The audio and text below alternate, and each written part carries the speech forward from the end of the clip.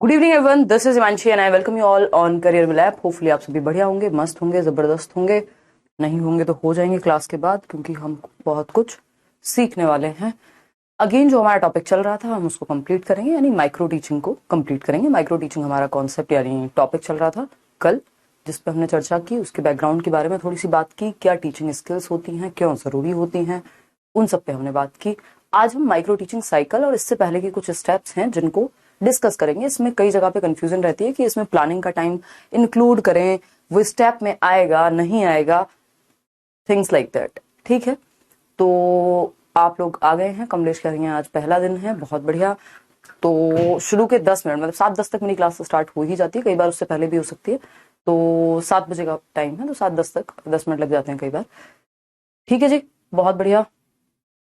हाँ मैम, मेरा self study से 119 से सीटेट क्लियर हुआ। पहले पता होता तो मैं उसी टाइम ज्वाइन किया होता और भी बेहतर कर सकता था। बहुत ही अच्छा पढ़ाते हैं सब मैम, आप तो मशहूर हैं सीडीपी के लिए, बिग फैन मैम। बहुत बढ़िया अरविंद, धन्यवाद। हाँ देखिए, काम चलता है और चीजें अच्छे से हो रही हैं। ये बैच मैं आपको ये एश्योरेंस दिला सकती हूँ, ये बैच अगर आप ढंग से कंप्लीट कर लेते हैं, एक बार एक एक क्लास देख लेते हैं, रिवाइज कर लेते हैं, तो बहुत ही बढ़िया है। और फिर मल्टीपल रिवीजन जो आपने नोट्स बनाए हैं उनसे, उसके बाद एक प्रैक्टिस सेशन भी साथ में चलने वाला है, तो वो भी आप यूट्यूब पे देखें चाहे यहाँ देखें, वो सारी चीजें आपको हेल्प करेंगी। वानी कहाँ समस्या आ रही है बताइए। ये 1-2 दिन जो है बहुत ज्यादा ट्रैफिक था ऐप पर, इसलिए कुछ प्रॉब्लम्स आपको रही होंगी क्लासेस को चलाने में। चलिए आगे बढ़े, बहुत बढ़िया। स्टार्ट करें। नहीं, क्लास तो होगी, ऐसा नहीं होगा अगर क्लास नहीं होगी तो पहले आपको 7 बजे से पहले ही इंटीमेशन मिल जाएगा। कोई रेयर केस सिनेरियो है, कोई इंटरनेट का है या फिर सर्वर का कोई इशू है तो बात अलग है, क्लास चलती है आपकी, है ना। चलिए, हम बात कर रहे थे स्किल्स पे, ठीक है ना। हम बात कर रहे थे स्किल्स पर, एनसीईआरटी की स्किल्स हमने बात की, बीके पासी पर। कुछ कोर स्किल्स हैं और इन कोर स्किल्स को 8 कोर स्किल्स हैं जिनको हमें ध्यान में रखना होता है, प्रैक्टिस करनी होती है माइक्रो टीचिंग के दौरान। इनमें से कोई एक स्किल एक ही टाइम पर उठाई जाती है माइक्रो टीचिंग की साइकिल में। ऐसा नहीं है कि मल्टीपल स्किल्स, कि मैं स्किल ऑफ इंट्रोडक्शन भी ले लूं, मैं प्रोबिंग क्वेश्चन भी ले लूं, मैं स्ट्रीमलेस वेरिएशन भी ले लूं। इतनी सारी स्किल एक टाइम पर आप नहीं प्रैक्टिस करते, क्योंकि एक छोटा साइकिल है, तो आप पहले एक टाइम पे एक ही स्किल को प्रैक्टिस करते हैं। ठीक है, जो भी एक साइकिल होगी उसमें एक ही स्किल को उठाया जाएगा और उस पर काम किया जाएगा। ठीक है, चलिए समझते हैं क्या कहानी है। ठीक, कल की क्लास बहुत जरूरी रहने वाली है। कल से क्लासेस और ज्यादा सीरियसली लेनी है, क्योंकि जो आपकी नई यूनिट है जिसमें हम साइकोलॉजी की बात करेंगे, कहां से शुरू हुई, क्या कहानियां हैं, बहुत सारी चीजें जो आपका बेस बना देंगी। फर्स्ट जो स्किल है वो है स्किल ऑफ प्रोबिंग क्वेश्चंस, यानी क्वेश्चन को पूछने की कला या क्वेश्चन को डिग डीप करने की कला। ठीक है ना, क्या है ये?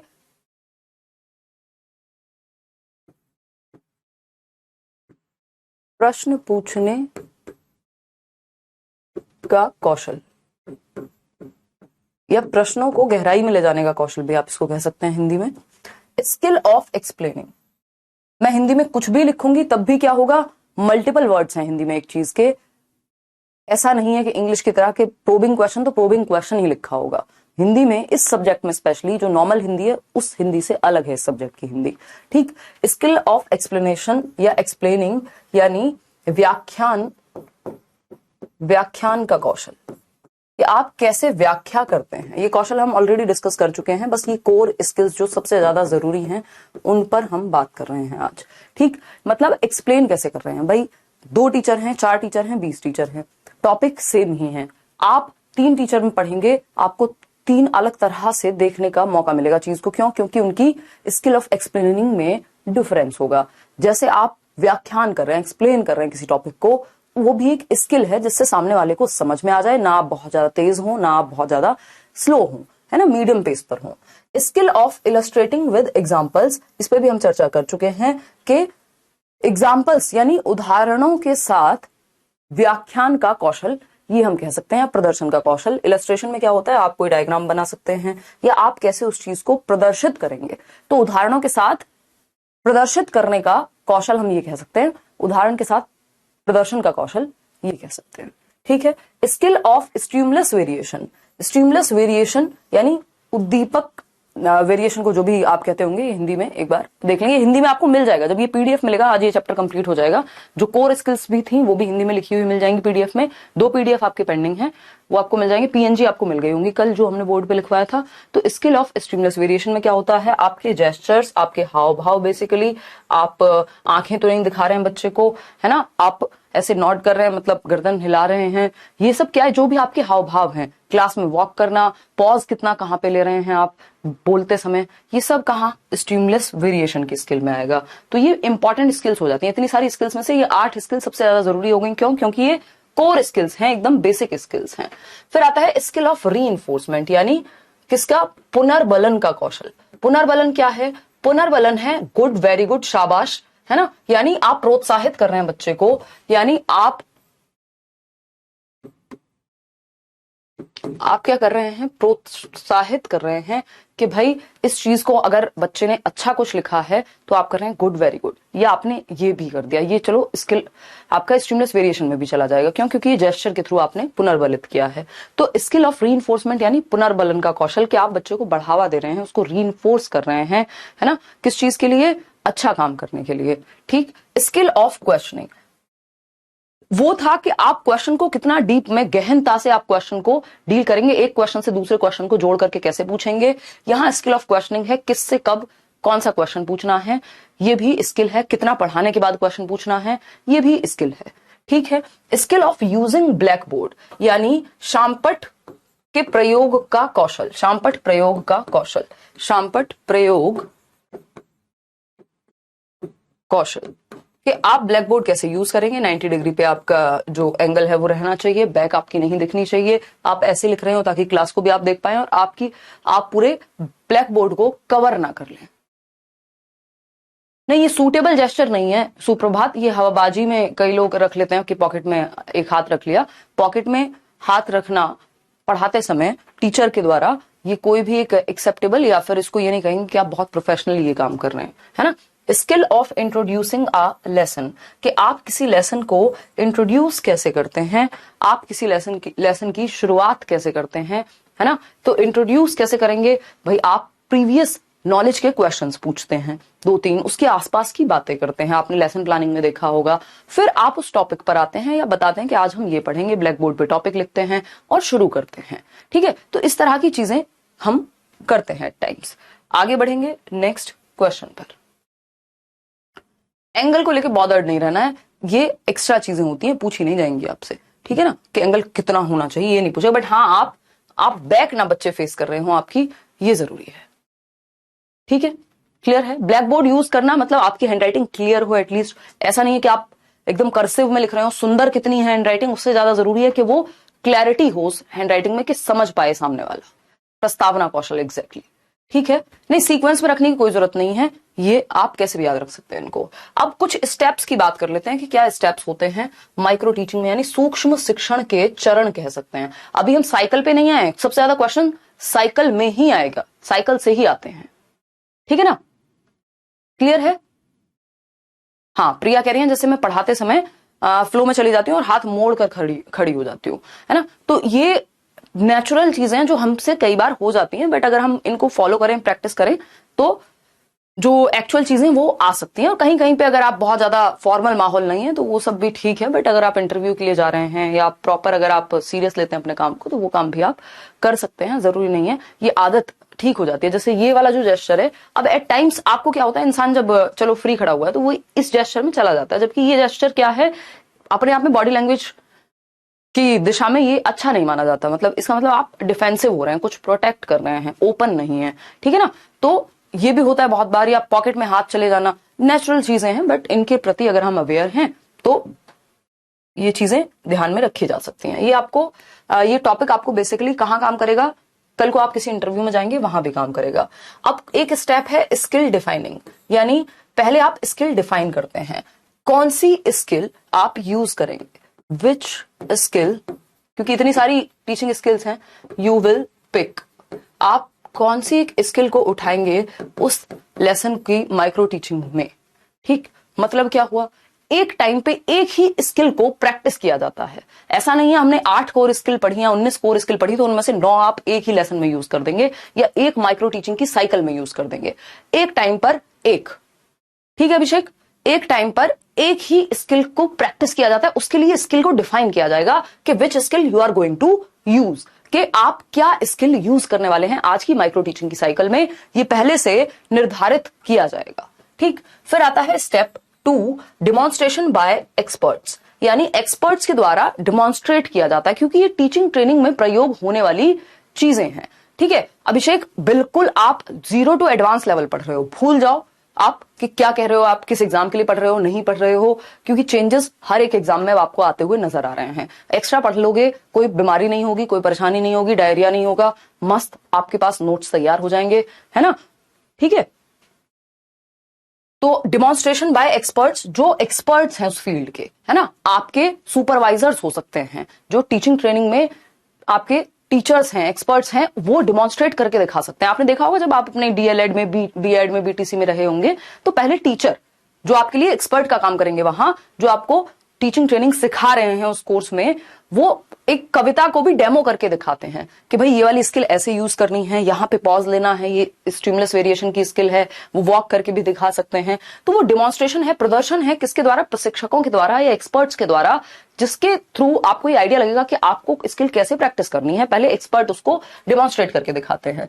फिर आता है step 3, preparing micro lesson plan, यानी आप जैसे एक लेसन प्लान होता है वो होगा 30 टू 40 मिनट्स की क्लास के लिए, पाठ योजना जिसको हम कहते हैं।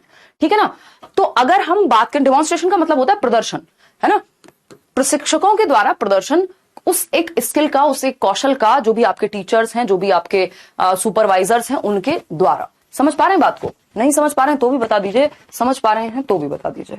ठीक, पहले बताओ यहां तक की बात, तभी हम आगे बढ़ेंगे। बताइएगा फटाफट से। हिंदी भी लिख दीजिए। हिंदी मैंने आपको बता दिया, हिंदी आपको लिखी हुई मिल जाएगी और आगे से मैं कोशिश करूंगी कि साथ में ही मिल जाए, क्योंकि पूरा बोर्ड फिर भरा हुआ नजर आता है। अगर हिंदी आपको साथ में ही दिख जाए तो ये आपको पीडीएफ में मिल जाएगी हिंदी, डोंट वरी। ठीक है ना, पीडीएफ में आपको हिंदी मिल जाएगी। कोई दिक्कत परेशानी? हाँ ठीक है जी, चलिए आगे बढ़ें। बहुत ही बढ़िया, चलिए माइक्रो टीचिंग, ठीक है, आ रहा है समझ। हाँ, स्टेप 1 बता दीजिए यार, आप उस माइक्रो लेसन में क्या स्किल यूज करने वाले हो, उस स्किल को डिफाइन किया जाएगा कि आज हम सेट ऑफ इंट्रोडक्शन या फिर हम रीइंफोर्समेंट की स्किल को प्रैक्टिस करेंगे। अब जब रीइंफोर्समेंट की स्किल को प्रैक्टिस करेंगे, दैट मींस आपको ये डिफाइन करना होगा कि रीइंफोर्समेंट की स्किल होती क्या है, उसमें कौन से स्टेप्स आते हैं, आप कैसे बच्चों को गुड, वेरी गुड, अपने हाव भाव से, वो सारी चीज, जो भी एक टाइम पे एक स्किल आप प्रैक्टिस करने वाले हो, उस स्किल में होता क्या है, ये होगा स्किल डिफाइनिंग में। समझ पा रहे हो या समस्याएं बनी हुई हैं अभी भी? फटाफट से बता दो, है ना, फटाफट से बता दो, इससे पहले कि आप प्रीति गौतम यूपी से हैं। चलिए बहुत बढ़िया, ये जानकारी हमारे बहुत काम की थी, पेपर में तुरंत आएगी, है ना। मैं समझ रही हूँ आपकी बात, लेकिन कोशिश क्या करना है, कोशिश करनी है कि लेसन पे स्टिक करें। ठीक है, नाम वाम या बातें हम करते रहेंगे। ठीक, तो प्रिपेयरिंग, सबसे पहला क्या था, आपने स्किल को डिफाइन किया, किस स्किल को, इतनी सारी जो टीचिंग स्किल थी उनमें से कोई एक स्किल पिक करेंगे और उसके बारे में जानेंगे, डिफाइन करेंगे कि इसको हम यूज करेंगे। फिर एक डिमॉन्स्ट्रेशन होगा, प्रदर्शन होगा, आपका एक्सपर्ट वो स्किल को यूज करके दिखाएंगे आपको।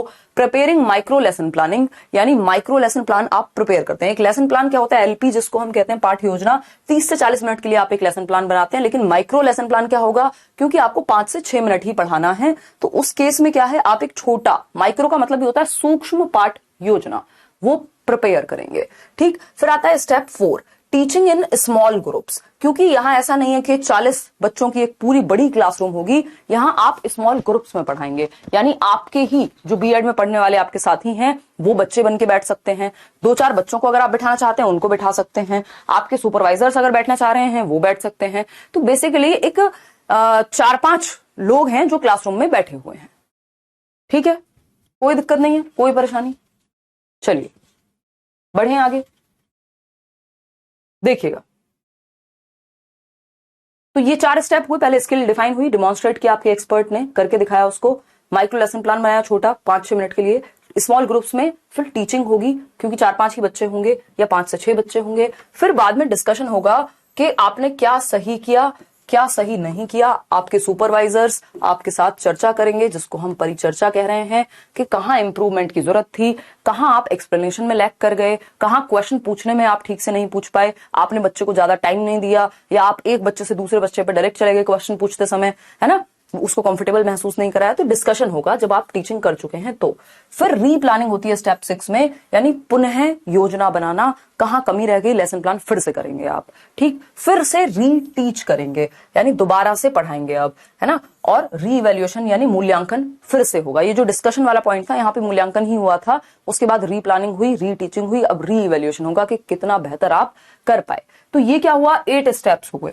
ये क्या है, टोटल 8 स्टेप्स हैं जो इस पूरी माइक्रो टीचिंग की प्रक्रिया में शामिल होते हैं। इसको आप ऐसे भी देख सकते हैं अगर देखना चाहते हैं। कहानी कहां से शुरू हुई थी, कहानी शुरू हुई थी प्लानिंग से। ये हिंदी इंग्लिश दोनों में लिख दूंगी मैं, डोंट वरी, ठीक। प्लानिंग से शुरू हुई थी कहानी, ठीक। प्लानिंग क्या है, फर्स्ट स्टेप हो गया कि आपने लेसन प्लान किया, यानी योजना बनाई कि आप क्या पढ़ाने वाले हैं, टॉपिक सेलेक्ट किया, एक स्किल सेलेक्ट की और उसके बारे में योजना बनाई, एक लेसन प्लान बनाया। फिर टीचिंग यानी आप शिक्षण करेंगे, एक छोटे 4-5 लोगों के ग्रुप में जाकर के आप अब पढ़ाएंगे उस टॉपिक को जो लेसन प्लान बनाया था। फिर आपके सुपरवाइजर से आपको फीडबैक यानी प्रतिपुष्टि मिलेगी।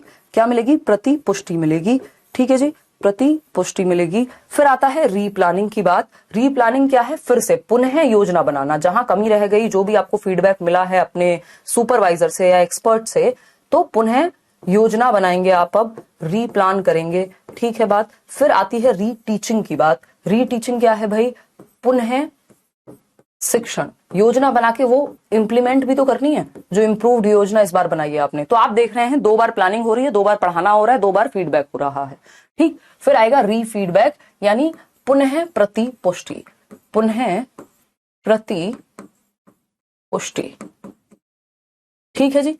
अब इसमें अगर हम देखें, ट्रेनिंग के टाइम पे यूज होती है ये, जब आप रियल क्लासरूम में जाने से पहले आप प्रिपेयर्ड हो, इसलिए माइक्रो टीचिंग का कॉन्सेप्ट आया। ये रियल क्लासरूम में नहीं होगी जहां 30-40 बच्चे बैठे हुए हैं, 30-40 मिनट तक आप लगे पड़े हैं। यहां पर ये सिर्फ 36 मिनट का टाइम है। ये ओवरऑल पूरी साइकिल के लिए प्लानिंग का स्टेप है, लेकिन प्लानिंग टीचर क्लास में जाने से पहले करता है, तो इसका टाइम यहां इंक्लूड नहीं होता। ये ध्यान रखिएगा, इसमें फंसते हैं लोग। टीचिंग की जब हम बात करें तो आप 5 मिनट तक पढ़ाएंगे, है ना। आप गए, 5 मिनट पढ़ाया आपने। फिर प्रतिपुष्टि यानी फीडबैक आपको मिला, ये भी आपको 5 मिनट में मिल गया होगा फीडबैक, जो भी आपके सुपरवाइजर ने दिया। फिर आप रीप्लान करेंगे, तो प्लानिंग में क्योंकि समय लगता है तो आप इसको 6 मिनट दे देंगे, ठीक। नहीं, 12 मिनट लग जाते हैं आई थिंक प्लानिंग, रीप्लानिंग में 12 मिनट के अराउंड आपका रीप्लानिंग का समय होता है। फिर रीटीचिंग करेंगे अगेन 5 से 6 मिनट के लिए, ठीक है ना। 5 से 6 मिनट के लिए आप रीटीच करेंगे, ठीक। फिर उसके बाद आप 6 मिनट फिर आपको, या 5 मिनट फिर आपको रीफीडबैक मिलेगा। तो टोटल मिला के 36 मिनट्स हैं। इसको फिर से काउंट कर लेते हैं। मेरे ख्याल में 6 मिनट का टाइम होगा, क्योंकि 5 5 10 12 और 5 17, हाँ, तो ये 6 मिनट का टाइम होगा, ठीक। क्योंकि 36 मिनट हमको टोटल करने ही हैं कैलकुलेट करके, ठीक। 12 मिनट ये हो गया, 6 मिनट की फिर से रीटीचिंग हुई, और ये आगे मैंने नेक्स्ट साइकिल में दिए भी हुए हैं, और 6 मिनट का रीफीडबैक हुआ, ठीक है। कोई दिक्कत नहीं है। प्लानिंग का टाइम इसमें, हाँ, काइंड ऑफ डेमो टीचिंग, जैसे आप केवीएस के इंटरव्यू में जाएंगे, जो डेमो टीचिंग है एक तरह से, वही आपकी माइक्रो टीचिंग है ना। डिफरेंस क्या है, डिफरेंस ये है कि वहां आप डेमो दे रहे हैं उनको, और यहां पर आप सीरियसली रियल क्लासरूम में जाने से पहले सीख रहे होते हैं। वहां आप सीखेंगे नहीं, डेमो टीचिंग में सीखने बैठ जाएंगे तो वहां तो फिर आपके नंबर गए, ठीक है ना। तो अगर हम देखें कितना टाइम हो गया टोटल, 6 और 6 12, 12 और 12 होते हैं 24, 24 और 6 होंगे आपके 30, और 6 मिनट 36। तो टोटल जो साइकिल है वो 36 मिनट की है, ठीक। तो सब जगह पर 6 मिनट का टाइम है, बस रीप्लानिंग में, क्योंकि लेसन प्लानिंग में टाइम लगता है, इसीलिए तो प्लानिंग का टाइम यहां इंक्लूड नहीं कर रहे। क्योंकि अगर टीचर आकर के क्लास में प्लानिंग ही अब ये पीपीटी अगर मैं क्लास में आके बनाऊं तो आपका तो पूरा समय व्यर्थ हो गया, 1 घंटा फिर तो पीपीटी बनाने में लगेगा। कई बार 3-3 4-4 घंटे की प्रिपरेशन होती है एक क्लास के लिए, 1 घंटे की क्लास के लिए, ठीक है ना। तो प्लानिंग में ज्यादा समय लगता है, इसलिए आप लेसन प्लान घर से करके आते हैं, या घर से नहीं भी कर रहे हैं तो स्कूल में करते हैं, लेकिन क्लासरूम में जाके नहीं करते प्लानिंग, ठीक। तो प्लानिंग का समय यहां इंक्लूड नहीं है, लेकिन प्लानिंग स्टेप में आता है ना। प्लानिंग को हम इंक्लूड करते हैं, प्लानिंग से शुरू होती है साइकिल, लेकिन टाइम इसका इंक्लूड नहीं होता। 6 मिनट टीचिंग, यानी आपने एक स्किल को पढ़ाया 6 मिनट तक, चाहे वो रीइंफोर्समेंट हो, स्टिमुलस वेरिएशन हो, इंट्रोडक्शन की स्किल हो, प्रैक्टिस किया, आपके 4-5 लोग सामने बैठे हुए हैं, फिर पीछे से आपका सुपरवाइजर या वो कैमरा में रिकॉर्ड हो रहा है जैसे आप पढ़ा रहे हैं, फिर उससे मिलेगा फीडबैक कि आपने यहां गलती की, ये और बेहतर हो सकता था। फीडबैक के बाद आप दोबारा प्लान करेंगे कि यार इस बार ये गलती नहीं करनी है, तो प्लानिंग में समय लगेगा तो 12 मिनट, फिर से पढ़ाएंगे 6 मिनट, पुनः शिक्षण करेंगे टॉपिक का, और रीफीडबैक फिर से प्रतिपुष्टि मिलेगी कि कहां गलती हुई। हाँ, 8 स्टेप्स जनरल स्टेप्स थे बिल्कुल अजय, जिनको फॉलो किया जाना चाहिए। ठीक है, तो ये एक बात हुई। अब अगर आप एनसीईआरटी की साइकिल देखेंगे तो एनसीईआरटी सीधा सीधा इसमें से प्लानिंग को भी साइड कर देता है। सिंपली वो कहते हैं कहानी यहां से शुरू होगी, माइक्रो टीचिंग साइकिल यानी सूक्ष्म शिक्षण का जो चक्र है। क्या है सूक्ष्म शिक्षण चक्र की अगर आप बात करें तो ये एनसीईआरटी के द्वारा दिया हुआ है, सूक्ष्म शिक्षण चक्र। ठीक है, अब इसमें टीचिंग अगेन आपके दिमाग में, मेरे साथ बोलो एक बार, इससे पहले प्लानिंग हो चुकी है, ये मान लो आप ये प्लानिंग का टाइम जा चुका है, ठीक, लेकिन शुरुआत कहां से हो रही है, टीचिंग। ठीक, अगर हम बात करें, देखो अलग अलग लोगों के अकॉर्डिंग इसकी जो ड्यूरेशन है वो अलग है। एरन के अकॉर्डिंग जैसे आप बोल रहे हैं 45 मिनट्स, हमें एनसीईआरटी को फॉलो करना है 36 मिनट्स। ठीक है ना, जो टोटल टाइम है एनसीईआरटी के अकॉर्डिंग वो है 36 मिनट का, और हम इंडिया में इसी को फॉलो करते हैं। ठीक, क्लियर है बात? ठीक है प्रभाष। हाँ, प्लानिंग का टाइम इंक्लूड नहीं होता, रीप्लानिंग का टाइम इंक्लूड करना पड़ेगा प्रियंका, आप बिल्कुल सही समझ रहे हैं, आपका कंफ्यूजन एकदम सही है। रीप्लानिंग का टाइम इसलिए कंक्लूड करना पड़ेगा क्योंकि अब आप लेसन के बीच से भाग नहीं जाएंगे ना, आपने पढ़ाया, फीडबैक मिला, अब रीप्लान तो यही करना पड़ेगा, अगले दिन थोड़ा ना करके लाएंगे रीप्लानिंग। ठीक, क्योंकि पता कैसे लगेगा, वो इतना बड़ा प्रॉब्लम नहीं होगी, जितना टाइम प्लानिंग में लगा है उतना नहीं लगेगा रीप्लान में, क्योंकि कुछ ही गलतियां की होंगी ना आपने 6 मिनट की पढ़ाने में, कितनी गलतियां कर दी होंगी, उसी को ठीक करना है आपको। ठीक है ना, क्लियर है? हाँ, अमेरिका में हम कह सकते हैं 45। तो अब जब टीचिंग यानी शिक्षण हो गया, आपको पता ही है, मेरे साथ बोलो कितनी देर का हुआ होगा शिक्षण, 6 मिनट का। कितनी देर, 6 मिनट्स। एक टाइम पे एक स्किल, एक पूरे चक्र में एक स्किल को ही प्रैक्टिस किया जाएगा, ऐसा नहीं है मल्टीपल स्किल्स। ठीक है जी, अगर हम बात करते हैं नेक्स्ट स्टेप की, वो है फीडबैक प्रतिपुष्टि। ये भी कितनी देर दिया जाएगा, फीडबैक भी 6 मिनट ही दिया जाएगा। अगेन 6 मिनट में आपके सुपरवाइजर ने, आपके एक्सपर्ट ने आपको बता दिया कहां कहां कमी थी, क्या आपने अच्छा किया, क्या आगे सुधारा जा सकता है। तो उस सुधार के लिए आपको रीप्लान तभी के तभी करना है। क्या करना है, पुनः योजना बनानी है ना, पुनः योजना बनानी है, और योजना बनाने में सबसे ज्यादा समय लगता है, तो हम कहेंगे 12 मिनट हम इसको देंगे डबल टाइम, बाकी स्टेप्स को जितना मिला है। ठीक, तो ये हो गई तीसरी एक्टिविटी आपकी। फिर आता है रीटीचिंग, आप पुनः शिक्षण करेंगे। कितनी देर करेंगे जी पुनः शिक्षण, फटाफट से बोलो, 6 मिनट। तो सब कुछ 6-6 मिनट है, बस रीप्लानिंग जो है उसमें 12 मिनट लगे हैं। ठीक, रीफीडबैक, रीफीडबैक क्या है, पुनः प्रतिपुष्टि, पुनः प्रतिपुष्टि। ठीक, ये क्या हुआ, ये होगा आपका सिर्फ अगेन 6 मिनट के लिए, और ये साइकिल ऐसे ही चलती रहेगी, अगर सुधार हुआ तो ठीक है, नहीं तो चलती रहेगी। ठीक है, तो कितने टोटल स्टेप हो गए जिसमें टाइम इंक्लूडेड है, 1 2 3 4 5। वैसे इसमें 6 थे, प्लानिंग भी इंक्लूडेड था, लेकिन 5 ही स्टेप हैं जिन पे टाइम की हमें जरूरत पड़ेगी। तो 5 स्टेप में मिलाकर के हमें 36 मिनट बनाने हैं, ये ध्यान रखेंगे आप। हाँ, आप बोलती जा रही हैं और मुझे इमेजिन हो रहा है सब। बस पूर्णिमा, मेरा जो शिक्षण है वो सफल हो गया, अगर आपको दिमाग में चीजें इमेजिन आप कर पा रहे हैं बोलते समय। आएंगे ज्योति, उस पर भी आएंगे। क्लियर है? Hello my rainbow ma'am, I am not sure in KVS, so मैंने D+B बैच ले लिया है एंड स्टार्टेड स्टडिंग। आपको लगता है 125 मार्क्स हैं, कुछ हो सकता है।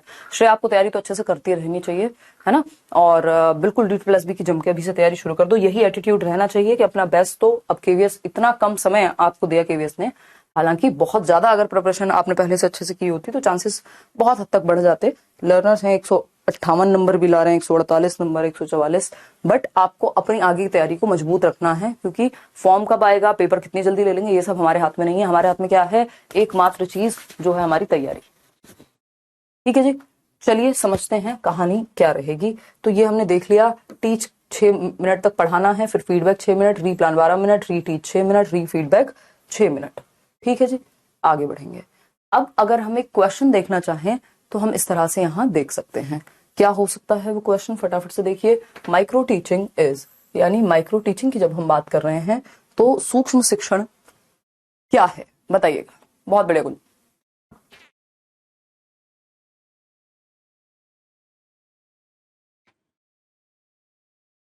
देखिए, रेगुलर बैच से एक फायदा ये भी है कि आपकी रेगुलरिटी बन जाती है ना। आपकी रेगुलरिटी बन जाती है कि आपको पता है यार 1 घंटा शाम को पढ़ना है, उसके चक्कर में आप रिवीजन भी करोगे, है ना, और सारी चीजें आपकी फिर उस हिसाब से बन जाती हैं। 4 चीजें एक्स्ट्रा मिलेंगी, नहीं तो रिवीजन हो जाएगा। ठीक है, तो ये क्या होगा, ये हेल्पफुल साबित होगा, क्योंकि रेगुलरिटी मेंटेन रहनी चाहिए पूरी पढ़ाई के दौरान, और यही सबसे मुश्किल काम है ना। डी डी डी, बहुत बढ़िया। हाँ, कोई कह रहा है आप बहुत मेहनत करती हैं सच में, 2 मंथ्स से तो ऐसे almost 10 hours in a day.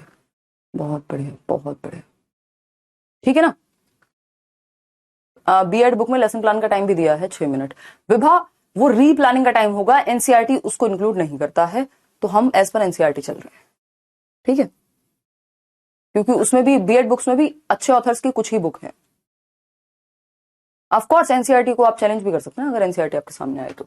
देखिए, अगर हम बात करते हैं माइक्रो टीचिंग क्या है, तो teaching micro concepts of the subject, यानी विषय की सूक्ष्म अवधारणाओं को पढ़ाना, कि बहुत जो एकदम छोटे से छोटा टॉपिक होगा किसी सब्जेक्ट का, उसको छोटे से तरीके से समझेंगे, ये ऐसा नहीं है ना। टीचिंग एट माइक्रो लेवल, यानी सूक्ष्म स्तर पे पढ़ाना। क्या टीचिंग को हम छोटा कर देंगे, या फिर providing detailed explanation of concepts and principles, यानी डिटेल्ड एक्सप्लेनेशन। कैसे भाई डिटेल्ड कैसे देंगे, हमारे पास टाइम ही नहीं है इतना, तो डिटेल्ड तो ही नहीं हो सकता।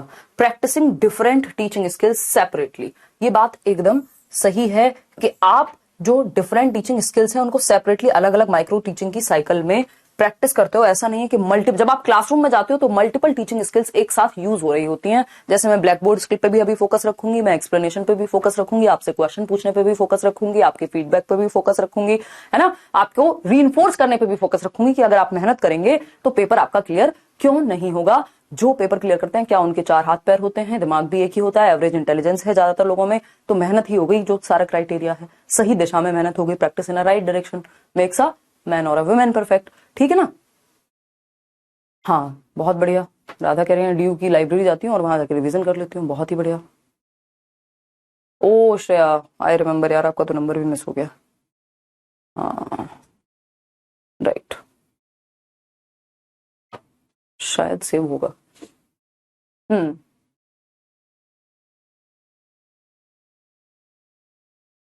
क्या पूछ रहे हो विनीत, मतलब क्या बता रहे हो, बताओ बताओ। वेलकम है आपका, बिल्कुल बताइए, फटाफट से बताइए। हाँ, ठीक है, क्लियर है बात। तो हम ये कहेंगे कि teaching micro concepts of the subject, बिल्कुल जो छोटे कॉन्सेप्ट्स हैं उन्हीं को पढ़ाना, ये नहीं है इसका उद्देश्य। ठीक है ना। फिर अगर हम बात करेंगे कि माइक्रो लेवल पे पढ़ाना, स्केल डाउन टीचिंग है, माइक्रो लेवल नहीं हो गया टीचिंग का। कोई टीचिंग का माइक्रो लेवल कैसे बनाओगे आप। ठीक है ना, क्लियर है बात, क्लियर है या नहीं। चलें आगे। झूले झूले शुभम। ठीक, तो ये एक बात हो गई कि practice different teaching skills separately, one skill at a time आप प्रैक्टिस करते हैं, एक माइक्रो टीचिंग की साइकिल में एक ही स्किल को उठाया जाएगा। ठीक, फिर है एक और क्वेश्चन आपके सामने, प्यारा सा क्यूट सा क्वेश्चन है, आप ये देख लीजिए। फिर इसके बाद मुझे एक छोटा सा टॉपिक है आपका, जिसमें बस हम ऐसे ही खेल खेल में, क्योंकि उनको हम डिटेल में टीचिंग मेथड्स को करेंगे, लेकिन आपके दिमाग में एक बार वो निकल जाएंगे किसने कौन सा मेथड दिया है, जिससे आपके लिए याद रखना इजी हो जाए। क्योंकि वो क्या होगा,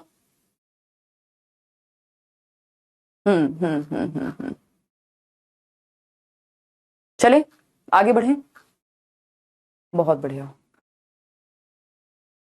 साक्षी ठीक है, धन्यवाद, इट्स क्लियर, प्रियंका कह रही हैं। चलिए, बहुत बढ़िया, चलिए आगे बढ़े। हाँ, DWLN कह रही हैं, अनुपमा बी कह रहे हैं, आप लोग सभी, हेमंत, कोमल, शालू। चलिए, अगर हम बात करें किसने डेवलप किया माइक्रो टीचिंग इनिशियली शुरुआत में, तो WH किलपैट्रिक वो व्यक्ति हैं जिन्होंने प्रोजेक्ट मेथड दिया था, है ना, प्रोजेक्ट मेथड, परियोजना विधि दी थी। ड्वाइट डब्ल्यू एलन एकदम सही जवाब है। HC मॉरिसन लेसन प्लानिंग की बात करते हैं, एडमंड एमिडन का यहाँ कोई काम नहीं है, तो DW एलन ने स्टैनफोर्ड यूनिवर्सिटी में 1963 के अंदर ये माइक्रो टीचिंग के कॉन्सेप्ट पे बात की, ठीक है ना। तो Dwight W Allen Gitanjali clear है, कोई दिक्कत नहीं है, कोई परेशानी, ठीक है। और अगर हम इंडियन कॉन्टेक्स्ट में बात करेंगे, थोड़ा सा रिवीजन अगर आप माइक्रो टीचिंग का करना चाहें मेरे साथ साथ, अपने आप को रिपीट करना चाहें, क्योंकि मैं ये चाह रही हूँ जब एक टॉपिक खत्म हो तो वो आपके दिमाग में भी बहुत हद तक सेट हो जाए, ठीक। तो अगर हम देखें प्रोसीजर पूरा क्या फॉलो हुआ है, इतना जो हमने कहानी पढ़ी है अब तक की, स्किल्स की लिस्ट मैंने कल बताई थी, कल वाले सेशन में अर्पिता, एक बार वो आप देख लेना। ये आज आधा चैप्टर है जो आज खत्म हुआ है, इसका हाफ हम कल वाले सेशन में पूरे डिटेल में बहुत स्लो चल करके समझ चुके हैं, ठीक है ना अर्पिता। इसलिए एक एक सेशन देखना जरूरी है। जी सुजीत, कोई कह रहा है डीडी तिवारी भी तो दिया, इनिशियली बात हुई है, डीडी तिवारी ने जन्म नहीं किया दिया इसका, उन्होंने इंडिया में इसको इंप्लीमेंट किया है 1967 में, 4 साल बाद। समझ पा रहे हैं? क्लियर है? विनीत, मैं आपके कमेंट का इंतजार कर रही हूं, आप कमेंट नहीं दे पा रहे हैं अब।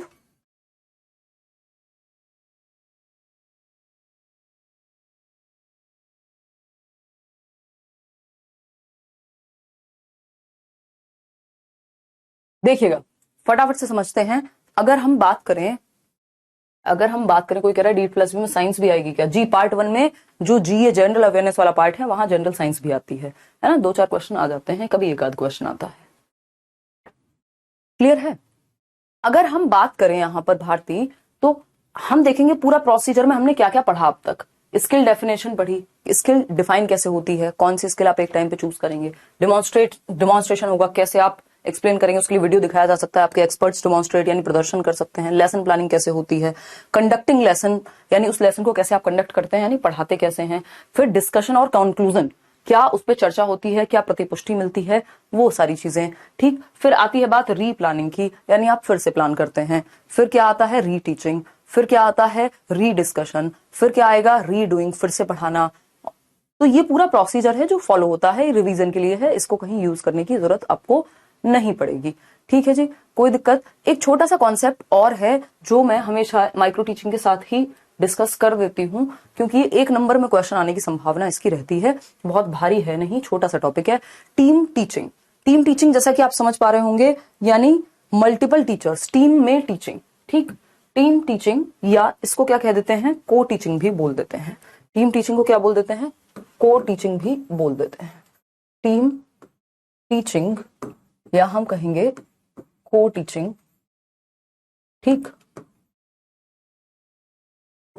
इसमें क्या होगा, यानी मल्टीपल टीचर्स 2 या 2 से अधिक, 2 और more teachers, multiple teachers teaching a subject, एक सब्जेक्ट के कई टीचर्स आपको पढ़ा रहे हैं, टीचिंग अ सब्जेक्ट, ठीक है भाई। यहां पे क्या माना जाता है कि कुछ टीचर हो सकते हैं जो एक सब्जेक्ट के कुछ टॉपिक्स बहुत अच्छे पढ़ाते हो, कुछ दूसरे टीचर हो सकते हैं जिनके बाकी टॉपिक्स पे बहुत अच्छी पकड़ हो, क्योंकि हर व्यक्ति की हर एक टॉपिक पे बराबर पकड़ होगी वो जरूरी नहीं है। और इससे क्या होता है, एक वो लोड भी आपका बढ़ जाता है। जैसे यही बैच है, मान लीजिए 2 टीचर यहाँ पे रख दिए जाएं, वो तो आप लोग प्रेफर नहीं करते हैं, है ना। तो अगर 2 टीचर रखे जाएं तो हो सकता है आधा सिलेबस वो पढ़ाएं, आधा सिलेबस मैं पढ़ाऊं, ठीक। तो उससे क्या होगा, जो उनके सबसे ज्यादा पसंदीदा टॉपिक्स होंगे वो पढ़ा देंगे, जो मेरे सबसे ज्यादा पसंदीदा टॉपिक्स होंगे वो मैं पढ़ा दूंगी। आपको वैरायटी मिल जाएगी, आपको क्या मिल जाएगी, वैरायटी मिल जाएगी, अलग अलग तरीके से सीखने को 2 अलग टीचिंग स्टाइल्स मिल जाएंगे। इसी को टीम टीचिंग कहते हैं, जब 2 या 2 से अधिक टीचर्स एक क्लास में पढ़ा रहे हो, टॉपिक डिवाइड करके या अपने इंटरेस्ट एरिया के टॉपिक लेकर के, ठीक है। कोई दिक्कत, कोई परेशानी, कोई समस्या? हाँ, एग्जाम्पल इसमें करियरविल टीम भी हो सकती है, क्योंकि अगर आप देखेंगे एसएससी वगैरह में या मैथ्स के भी टीचर्स देखेंगे तो बहुत सारे मैथ्स के टीचर्स हैं, लेकिन आपको क्या चूज करना है ये आपके हाथ में होता है, ठीक है। टोली शिक्षण भी कह देते हैं एग्जैक्टली, या समूह शिक्षण भी आप इसको कह सकते हैं। अमेरिका में इसकी शुरुआत हुई थी। इसलिए को टीचिंग का मतलब क्या है, को का मतलब क्या है, कोएड स्कूल्स होते हैं, मतलब जहां लड़के और लड़कियां दोनों पढ़ रहे हो, यानी जहां मल्टीपल तरह की चीजें हों, तो ये क्या हुआ, टीम टीचिंग। हाँ बिल्कुल, कोई कह रहा है आप ही काफी हैं, बिल्कुल बिल्कुल ठीक। तो अगर हम बात करें टीम टीचिंग की, समूह शिक्षण की या टोली टीचिंग की, तो अमेरिका में इसकी हुई थी शुरुआत। कोई एक व्यक्ति नहीं है जिसके लिए ये फेमस हो के बस dwight w allen की तरह इसमें भी किसी का नाम दे दें, उसकी जरूरत नहीं है। Team teaching involves a group of instructors. तो एक ग्रुप होगा इंस्ट्रक्टर्स का, वर्किंग पर्पसफुली, जो पर्पसफुली काम कर रहे होंगे, रेगुलरली एंड कोऑपरेटिवली, एक दूसरे का सहयोग करके, एक दूसरे के अगेंस्ट जाके नहीं, to help a group of students of any age learn.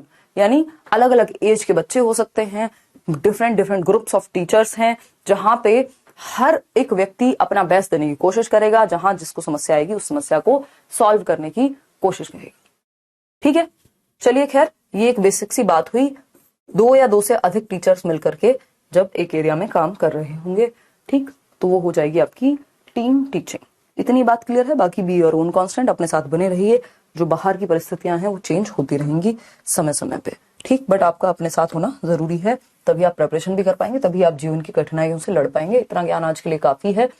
अगर मैं बात कर रही थी किसकी, माइक्रो टीचिंग की, माइक्रो टीचिंग की, छोटे छोटे पॉइंट्स लिख लेते हैं जो सबसे ज्यादा जरूरी हैं इस पूरे टॉपिक के दौरान। पढ़ा तो हमने बहुत कुछ है, ठीक, हमने ये देखा कि ये क्या है, स्केल्ड डाउन टीचिंग है ना, छोटा रूप है, ठीक। फिर और क्या पढ़ा हमने, DW एलन ने इसको दिया था, अमेरिका में इसकी, सॉरी स्टैनफोर्ड यूनिवर्सिटी में इसकी शुरुआत हुई थी, बात तो एक ही है, ठीक। तो 1963 में इंडिया में DD तिवारी इस कॉन्सेप्ट को लेकर के आए, 1967 में, ठीक है ना, इंडिया लिख सकते हैं इसके सामने आप। फिर बात आएगी आपकी किस चीज की, 1 स्किल एट अ टाइम, यहां पे 1 स्किल एट अ टाइम, ठीक है, डिफरेंट स्किल्स का आप ऐसे प्रयोग कर सकते हैं, ठीक।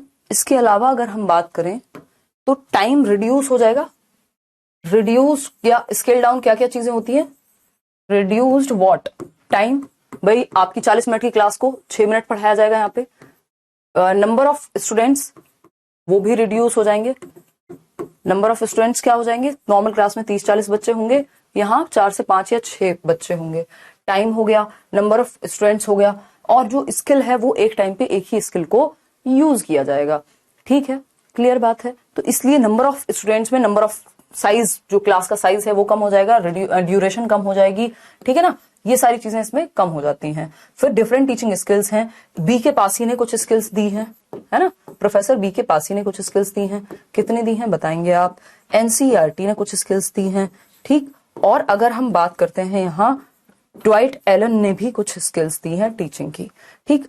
फटाफट से बताएंगे क्या होगा यहाँ पे आंसर। एनसीईआरटी ने 19 स्किल्स दी हैं आपकी टीचिंग की, जिनको प्रैक्टिस किया जाना चाहिए, ठीक है। टॉपिक साइज भी ऑफ कोर्स यहाँ पे रिड्यूस हो जाएगा, क्योंकि इतने बड़े टॉपिक आप नहीं पढ़ाएंगे कि जो 40 मिनट में खत्म हो, आपको एक छोटा सा टॉपिक उठाना है, ठीक। एलन 13, बी के पास if I am not wrong तो 14, ठीक, ये बी के पास ही 13 है, एक बार ये चेक कर लेना, कल ही पढ़ाया था, PDF आपको मिल जाएगी, ठीक। ये थोड़ा सा कंफ्यूजन हो जाता है, याद रखने वाली चीजें बेसिकली, ठीक है, कोई दिक्कत परेशानी नहीं होनी चाहिए, क्लियर है इतनी बात। कोई और समस्या, जो साइकिल है माइक्रो टीचिंग की उस पे हम चर्चा कर चुके हैं कि कैसे उसमें प्लानिंग का टाइम इंक्लूड नहीं होता, बट आपकी 36 मिनट्स की टोटल साइकिल होती है, 36 मिनट्स की माइक्रो टीचिंग साइकिल है, और उस साइकिल में साइकिल है माइक्रो टीचिंग की, और इस साइकिल में आपका टीचिंग 6 मिनट, फिर आपका फीडबैक 6 मिनट, रीप्लानिंग, क्योंकि प्लान तो आप पहले कर चुके होंगे ना, प्लानिंग का समय तो यहाँ लगाया नहीं है, 12 मिनट, फिर आप रीटीच कर रहे होंगे, रीटीच भी आप 6 ही मिनट में करेंगे, क्योंकि 6 मिनट में ही पढ़ाना है, 6 मिनट रीप्लानिंग के बाद फिर रीफीडबैक मिलेगा आपको, वो भी मिल जाएगा कितना, 6 मिनट में ही, क्लियर है बात, कितनी देर में, 6 मिनट में मिल जाएगा, क्लियर है, कोई दिक्कत नहीं है, क्लियर है। फिर रीप्लानिंग, रीटीचिंग, ये सारी चीजें आपकी होती रहेंगी, तो बस यही छोटा छोटा सी बात थी आज, जो ये टॉपिक को कंप्लीट हमें करना था। और अगर आप थोड़े से इंटरेस्टेड हैं तो मैं आपको एक छोटा सा टॉपिक और बता सकती हूँ, जिसमें हम क्या बात करेंगे, शिक्षण विधियों की थोड़ी सी बात कर लेंगे, है ना। किसकी बात करेंगे, टीचिंग मेथड्स की थोड़ी बात कर लेंगे, जिसमें हम ये बात करेंगे इंडक्टिव और डिडक्टिव मेथड। किसी का पहले कोई एग्जाम हो तो उनके लिए ये काफी हेल्पफुल रहेगा। ठीक, हाँ बिल्कुल। अंशदीप, कहाँ समस्या आ रही है भाई नोट्स में, ये बता दो बस। ठीक, तो अगर हम बात करते हैं यहाँ, हम्म,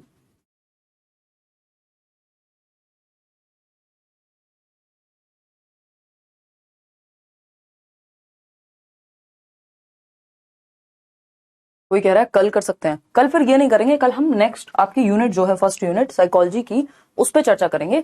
ये हम आपकी टीचिंग लर्निंग की जो यूनिट है, आपको सिलेबस मिला होगा, ये छोटे छोटे टॉपिक्स मेंशन्ड नहीं है, बट उसके अंदर बहुत सारी चीजें आ जाएंगी। तो ये जस्ट आपको रिमाइंड करने के लिए, मैं इसको बहुत डिटेल में नहीं बता रही हूँ, बस ये बता रही हूँ कि किसने कौन सा मेथड दिया, क्योंकि एक नंबर में कहीं कहीं पूछ लिया जाता है। ठीक, और एक आध ही नंबर में ये भी पूछा जा सकता है। इंडक्टिव एंड डिडक्टिव मेथड, यानी आगमन और निगमन विधि किसने दी, अरस्तु ने। ठीक, जबकि यहाँ पे कह देते हैं कि इंडक्टिव मेथड का जो नाम है वो कोल्डवेल कुक ने दिया, हेनरी कोल्डवेल कुक ने, बट दिया इन्होंने इन मेथड्स को अरस्तु नहीं था। किंडरगार्टन मेथड, यानी किंडरगार्टन का मतलब होता है, किंडर का मतलब होता है बच्चा और गार्डन का मतलब बगीचा, तो किंडरगार्टन बच्चों का बगीचा। फ्रेडरिक फ्रॉबेल, इन्होंने ही प्लेवे मेथड भी दिया था, लेकिन कुछ लोग प्लेवे मेथड के लिए भी हेनरी कोल्डवेल कुक को यहां पर क्या दे देते हैं, श्रेय देते हैं कि इन्होंने नाम दिया इसका। बट प्लेवे मेथड के लिए 99% आपको जब आंसर आएगा तो एक ही ऑप्शन होगा, वो आपको फ्रॉबेल लगाना है। ब्रेनस्टॉर्मिंग मेथड जो है वो एलेक्स फैक्ने ऑसबर्न ने दिया, इनकी बुक आई क्रिएटिविटी नाम की। ठीक, तो ब्रेनस्टॉर्मिंग क्या है, बच्चों को ग्रुप में बिठा करके और आइडियाज पे सोचने के लिए कहना, प्रॉब्लम सॉल्व करने का एक तरीका है, क्रिएटिविटी को डील करने का एक तरीका है। फिर डाल्टन मेथड, अब डाल्टन मेथड इसमें कई बार आ जाता है कि श्रीमती डाल्टन ने दिया, जो कि एकदम गलत है। क्यों, क्योंकि डाल्टन जो है एक शहर का नाम है अमेरिका के, जिसके नाम पर ये मेथड का नाम पड़ा। इसमें क्या होता है, साल भर के लिए टॉपिक्स को, चीजों को, काम को डिवाइड कर दिया जाता है चंक्स में, कि इस यूनिट में या इन 3 महीनों में ये काम, फिर ये काम, मंथली इस तरह की योजनाएं बनाई जाती हैं डाल्टन मेथड में। और ये दिया है हेलन पार्क हर्स्ट ने, है ना, हेलन पार्क हर्स्ट ने दिया है, फीमेल है। ठीक, तो डाल्टन मेथड जो है वो हेलन पार्क हर्स्ट ने दिया है, ये एक बात हो गई। आगे बढ़ेंगे और कुछ मेथड्स को देखेंगे। प्रोजेक्ट मेथड, इनकी जो पूरी कहानियां हैं वो मैं आपको कभी और बताऊंगी, है ना, कि ये कैसे कहां से आए, कौन किससे प्रभावित था। प्रोजेक्ट मेथड की अगर हम बात करें, परियोजना विधि, W.H. किलपैट्रिक ने दिया, जो शिष्य थे जॉन डुई के, इनके स्टीवेंसन भी एक इनके शिष्य थे। तो ये बेसिकली प्रैग्मेटिज्म की जो अप्रोच है उसको फॉलो करता है। ह्यूरिस्टिक मेथड, अन्वेषण विधि, ये सब बच्चे एक्टिव रहते हैं इनमें, H.E. आर्मस्ट्रॉन्ग ने दिया इसको। माइक्रो टीचिंग आपको पता ही है, ड्वाइट W. एलन ने। क्वेश्चन आंसर मेथड, प्रश्न उत्तर विधि, सोक्रेट, सुकरात जिनको हम कहते हैं। सोशियोमेट्री विधि, जैसे समाजमिति विधि क्या होती है, जैसे मॉनिटर बनाया जाता है क्लासरूम में, तो हाथ सबके वोट कराया जाता है, जो ज्यादा पॉपुलर होगा वो मॉनिटर बन जाएगा। तो सोशियोमेट्री विधि से पता चलता है कि आपके सोशल रिलेशंस कैसे हैं, कितने लोग आपको पसंद कर रहे हैं। जेकॉब एल मोरेनो ने दिया इसको, सोशियोमेट्री विधि को। ठीक है, आगे बढ़ेंगे। फिर आएगी मॉन्टेसरी मेथड, मारिया मॉन्टेसरी ने दिया, चाइल्ड सेंटर्ड मेथड है, बच्चों को सिखाने के लिए यूज किया जाता है, कुछ टॉयज वगैरह भी इसमें यूज करते हैं। प्रोग्राम्ड लर्निंग मेथड स्किनर ने दिया, एक प्रोग्राम होता है जो अपने आप आगे नेक्स्ट लेवल पे जाता जाएगा, जैसे जैसे आप लेवल अप करते जाएंगे। प्रोग्राम्ड इंस्ट्रक्शन, नॉर्मन ए काउडर। फिर आता है विनेटिका मेथड, ये कार्ल्टन वॉशबर्न ने दिया। 5 स्टेप लेसन प्लानिंग, हर्बर्टियन मेथड जो है ये हर्बर्ट ने ही दिया ऑफ कोर्स। तो ये बस एक एक नंबर की चीजें हैं जो आप एक बार देख लेंगे, तो ये पीडीएफ भी मैं आपको दे दूंगी। ब्रेल स्क्रिप्ट को किसने दिया, तो लुई ब्रेल ने दिया। बेसिक एजुकेशन की बात महात्मा गांधी ने की। बुनियादी शिक्षा की जो वर्धा कमीशन हुआ था। इमिटेशन मेथड, अनुकरण विधि, Bandura. Scientific method, Francis Bacon. Role play method, Jacob L Moreno, जो बच्चे रोल्स में काम करते हैं। ठीक, तो अगर आपसे पूछ लिया जाए किसने दिया डाल्टन मेथड, तो आप फटाफट से जवाब दे देंगे, जॉन डाल्टन दे देंगे जवाब, या कुछ और देंगे, बताइएगा। यही मैंने आपको, हाँ ये मैं पीडीएफ दे दूंगी, ये नोट कर लीजिएगा आपको। हाँ, D++ में खूब पूछे जाते हैं मेथड्स, बिल्कुल। वैसे तो मेथड्स की क्लास अलग से होगी आपकी, एक मेथड्स की क्लास आपकी अलग से होगी यार। इसमें ये पढ़ाने वाला नहीं था, ये बिल्कुल एक तरह से लर्निंग या याद रखने वाले मेथड्स थे। इसका जब ये यूनिट आएगी तब मैं एक एक मेथड को बहुत डिटेल में पढ़ाऊंगी, ठीक है ना। ये लगभग हर एक जगह पे ही पूछा जाता है, ये मेथड्स एक आध मेथड एक नंबर में आपको कहीं ना कहीं दिख जाता है। किसने दिया? तो सी ऑप्शन बिल्कुल, हेलन पार्कहर्स्ट, है ना, कुमारी हेलन पार्कहर्स्ट भी कह देते हैं कई लोग। तो जॉन डाल्टन नाम का कोई व्यक्ति नहीं है, डाल्टन अमेरिका का एक शहर है। तो ये हेलन पार्कहर्स्ट ने दिया। जेकॉब एल मोरेनो ने आपका रोल प्ले मेथड, वॉशबर्न जो है उन्होंने विनेटिका मेथड, ठीक। Where kindergarten schools were first established in, kindergarten school सबसे पहले कहाँ स्थापित किए गए? तो किंडरगार्टन दिया किसने था? तो ये फ्रॉबेल ने, इन्होंने ही प्लेवे मेथड दिया है, ठीक है ना, फ्रॉबेल, फ्रेडरिक फ्रॉबेल। तो शिकागो में हुए ये, या फिर डाल्टन शहर में, जर्मनी में, या अमेरिका में? अब ये आपके लिए नया हो सकता है क्योंकि कई लोगों ने ये नहीं पढ़ा होगा, बट अगर हम किंडरगार्टन की बात करेंगे तो किंडरगार्टन मिला था हमें, नहीं, शिकागो में तो जॉन ड्यूई ने स्कूल्स खोले थे, डाल्टन जो है वो हेलन पार्कहर्स्ट ने यूज किया। अमेरिका नहीं, ये जर्मनी के थे फ्रॉबेल, और उन्होंने वहीं ये स्कूल्स खोले, ठीक है जी। जर्मनी जो है अपने आप में इंपॉर्टेंट है साइकोलॉजी की दृष्टि से, इस पे आएंगे, बात करेंगे। Who invented project method of teaching, परियोजना विधि, जिसमें ग्रुप बना बना करके प्रॉब्लम सॉल्व करते हैं बच्चे, ठीक। परियोजना विधि को किसने दिया, ये पूछा है हमसे, फटाफट से बताएंगे, फिर मैं आप लोगों के डाउट लूंगी लास्ट के 2-3 मिनट में, बताइएगा। प्रोजेक्ट मेथड किसने दिया? H.E. आर्मस्ट्रॉन्ग ने, W.H. Kilpatrick, B.F. स्किनर, या डॉक्टर मॉन्टेसरी? ऑफ कोर्स, हाँ, kindergarten is a German word. W.H. Kilpatrick. H.E. Armstrong ने क्या दिया है? वो दिया है ह्यूरिस्टिक मेथड को उन्होंने, तो Kilpatrick, W.H. Kilpatrick, William heard Kilpatrick, ठीक है बात। Who gave question answer method, प्रश्न उत्तर विधि को किसने प्रतिपादित किया, ये पूछा गया है हमसे, बताएंगे आप फटाफट से, कि आपसे क्वेश्चन पूछा जाए आप आंसर करें, है ना, ये किसने इसकी बात की, फटाफट से बताएंगे आप लोग। क्वेश्चन आंसर मेथड की बात किसने की? सुकरात भाई, सॉक्रेट्स, ठीक है ना। प्लेटो की एक बुक थी,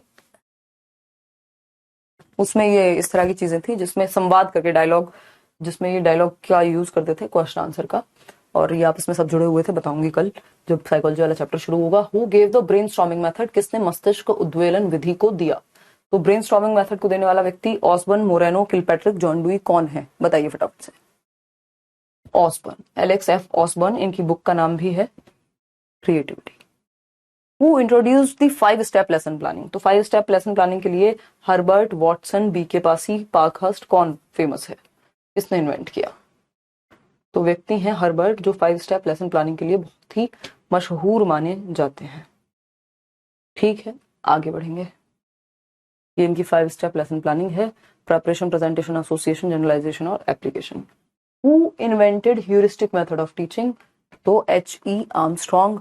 आसान क्वेश्चन है, मुश्किल तो नहीं लग रहा हमें, ठीक। W.H. किलपैट्रिक ने प्रोजेक्ट मेथड, फ्रॉबेल ने प्लेवे और किंडरगार्टन, हेनरी कोल्डवेल्ट को प्लेवे के नाम के लिए इनको क्या किया जाता है, श्रेय दे दिया जाता है। Who gave inductive method, inductive method किसने दिया?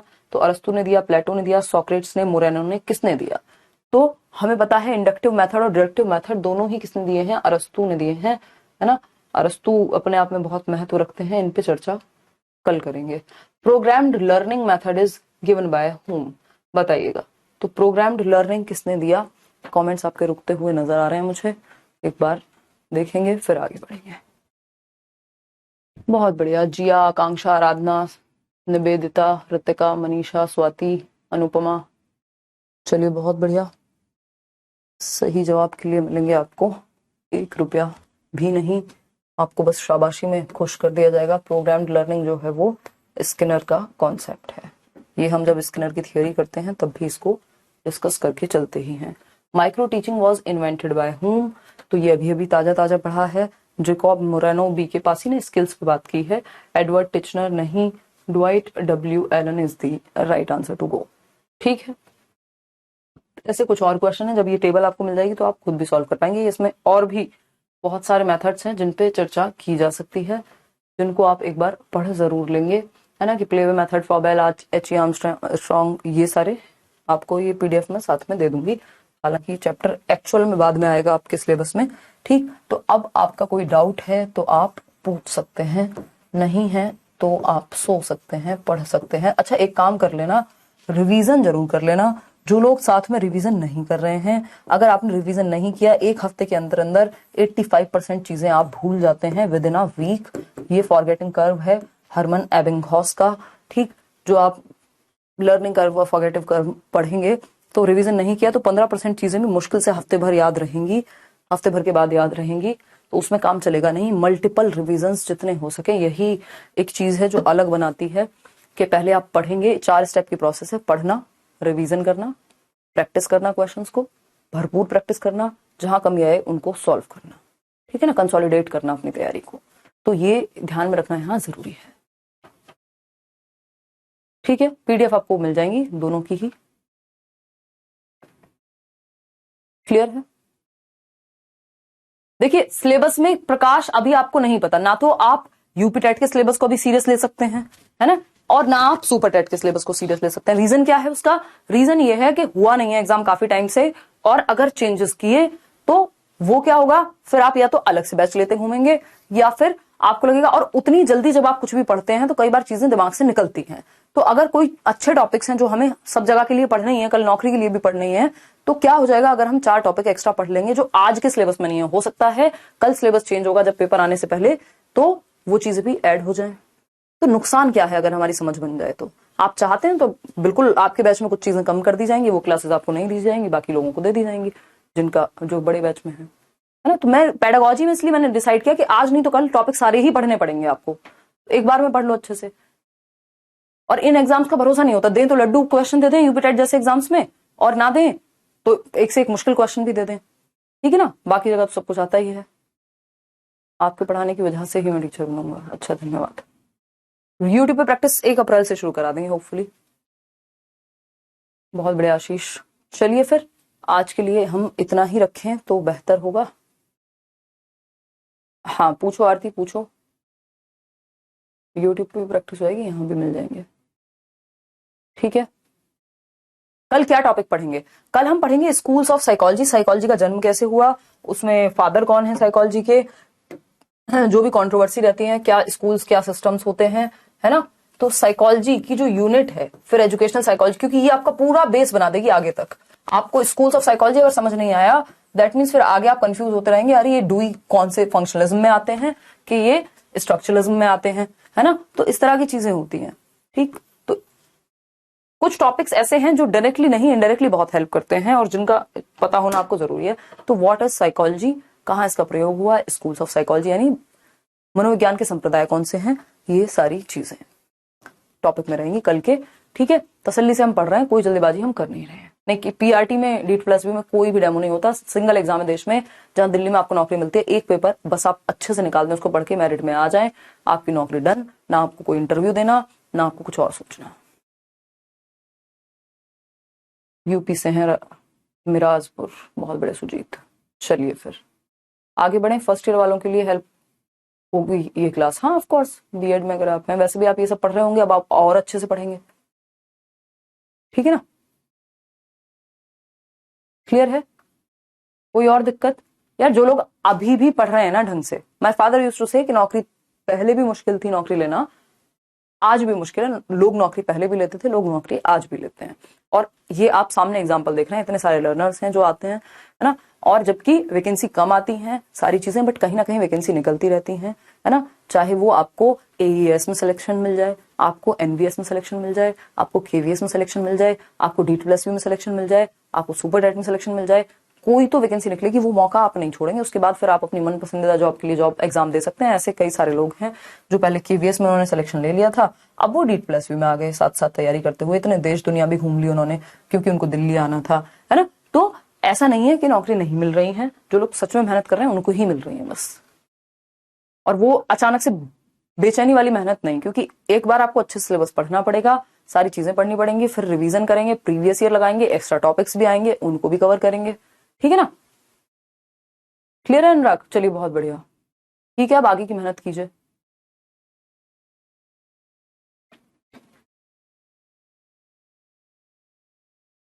शिखा कर सकते हो, बट उतना अब बेटर ये होगा कि आप प्रीवियस ईयर इतने सारे हैं DEET+B में, तो ऑनलाइन एग्जाम के वो आप लगाओ। सीटेट में 132 आए हैं सिर्फ आपकी वजह से। अरे बहुत बढ़िया भाई, अब आगे की तैयारी अपनी लगातार करती रहनी है, इस बार सिलेक्शन लेके रहेंगे बिल्कुल। फिर हम लोग मिलेंगे, बातें करेंगे। बहुत बढ़िया मालविका, ठीक है चलें बस आगे बढ़े। आशीर्वाद दीजिए। अरे मेरी तरफ से बेस्ट विशेस हमेशा ही आपके साथ हैं। हाँ, वीओडी भी प्रोवाइड करा देना, भूल जाओ वीओडी को। अच्छा खासा समय हमारे पास, मस्त अपडेटेड वे में आप पढ़ो, है ना, कोई टेंशन वाली बात नहीं है, वीओडी की जरूरत नहीं पड़ेगी। भगवान ना करे अचानक से एग्जाम आ जाए तो आराम से लाइव में ही पढ़ेंगे, तसल्ली से पढ़ेंगे। चलिए कल मिलते हैं, टेक केयर। शाम को 7 बजे और 7 से 10 तक आपकी क्लास चल ही जाती है। Good night. रिवाइज जरूर कर लीजिएगा, अगेन पीडीएफ मिल जाएगी आपको कल तक।